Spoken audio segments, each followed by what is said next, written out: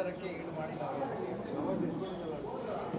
ತೇಜಸ್ವಿ ಸೂರ್ಯರವರು ನಮ್ಮ ಕರ್ನಾಟಕದ ಬೆಂಗಳೂರು ದಕ್ಷಿಣ ಕ್ಷೇತ್ರದ BJPಯಿಂದ ಆಯ್ಕೆಯಾಗಿರ್ತಕ್ಕಂಥ ಲೋಕಸಭಾ ಸದಸ್ಯರಿದ್ದಾರೆ. ನಾಟ್ ಓನ್ಲಿ ಫಸ್ಟ್ ಟೈಮ್, ಹಲವಾರು ಸಂದರ್ಭಗಳಲ್ಲಿ ರಾಜ್ಯಕ್ಕೆ ದೇಶಕ್ಕೆ ಮುಜುಗರ ಆಗುವಂಥ ಅನೇಕ ಅಂಶಗಳನ್ನ ಅವರು ಸೃಷ್ಟಿ ಮಾಡ್ತಾ ಇದ್ದಾರೆ. ಇವತ್ತು ಬೆಂಗಳೂರಿನಲ್ಲಿ ಬಹುತೇಕ ಗುರು ರಾಘವೇಂದ್ರ ಸಹಕಾರಿ ಬ್ಯಾಂಕಿನ ಹಗರಣ ಎಲ್ರಿಗೂ ಗೊತ್ತಿರ್ತಕ್ಕಂಥದ್ದು. ಸುಮಾರು 2,000 ಕೋಟಿ ರೂಪಾಯಿಗಳ ಹಗರಣ ಇರ್ತಕ್ಕಂಥದ್ದು. ಬಹುತೇಕ ಇದಕ್ಕೆ ಉತ್ತರ ಕೊಡೋದಕ್ಕೆ ಸಾಧ್ಯ ಆಗದಲ್ಲೇ ಇರ್ತಕ್ಕಂಥ ತೇಜಸ್ವಿ ಸೂರ್ಯರವರು ಅನೇಕ ಸಂದರ್ಭಗಳಲ್ಲಿ ಅನೇಕ ವಿವಾದಾತ್ಮಕ ಹೇಳಿಕೆಗಳನ್ನ ಕೊಡುವಂಥ ಪ್ರವೃತ್ತಿಯನ್ನು ಹಲವಾರು ಸಂದರ್ಭಗಳಲ್ಲಿ ಮಾಡ್ತಾ ಇದ್ದಾರೆ. ಇವತ್ತು ಅವರು ಟ್ರಂಪ್ರವ್ರನ್ನ ಬೇರೆ ಬೇರೆ ಕಾರಣಕ್ಕೆ ನಮ್ಮ ದೇಶದ ಪ್ರತಿನಿಧಿಯಾಗಿ ಅಮೇರಿಕಕ್ಕೆ ಭೇಟಿ ಕೊಟ್ಟು ಟ್ರಂಪ್ ಅವ್ರನ್ನ ಭೇಟಿ ಮಾಡುವಂಥ ಒಂದು ಪ್ರಯತ್ನವನ್ನು ಮಾಡಿದ್ದಾರೆ.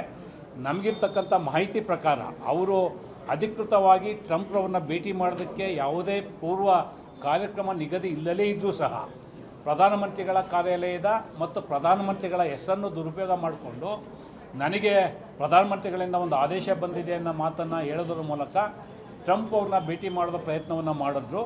ತದನಂತರ ಅಮೇರಿಕಾದ ವೈಟ್ ಹೌಸ್ ಮಾಹಿತಿಯನ್ನು ತಗೊಂಡು ಭಾರತದಿಂದ ಅಂತಹ ಯಾವುದೇ ನಿರ್ದೇಶನ ಅವರಿಗೆ ಇಲ್ಲದೇ ಇರೋದ್ರಿಂದ ಬಹುತೇಕ ಅವರು ಮುಜುಗರದ ಸನ್ನಿವೇಶವನ್ನು ಸೃಷ್ಟಿ ಮಾಡಿದ್ದಾರೆ ಅಂತೇಳಿ ಅವ್ರನ್ನ ಭೇಟಿ ಮಾಡೋದಕ್ಕೆ ಅಮೇರಿಕ ಅಧ್ಯಕ್ಷರು ನಿರಾಕರಣೆ ಮಾಡಿದ್ರು ಅಂತೇಳಿ ಇಲ್ಲಿವರೆಗೂ ಬಂದಿರತಕ್ಕಂಥ ಮಾಹಿತಿ ಇದೆ.